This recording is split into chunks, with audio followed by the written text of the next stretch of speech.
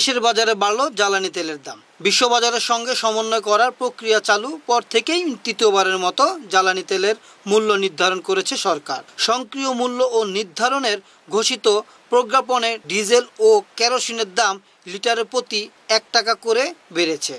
Octane ও পেট্রোলের দাম লিটারে 2 টাকা 50 পয়সা করে বাড়ানো হয়েছে। বুধবার থেকেই এই নতুন দর কার্যকর করা হবে। প্রজ্ঞাপনে বলা হয়, প্রতি লিটারে ডিজেল ও কেরোসিনের দাম 106 টাকা থেকে বাড়িয়ে 160 টাকা করা হয়েছে।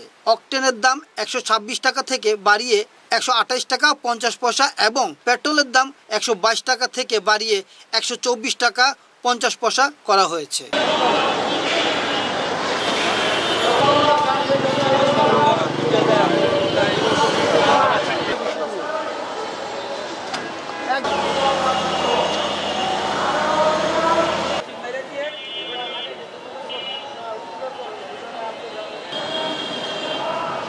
NNTV নারায়ণগঞ্জ।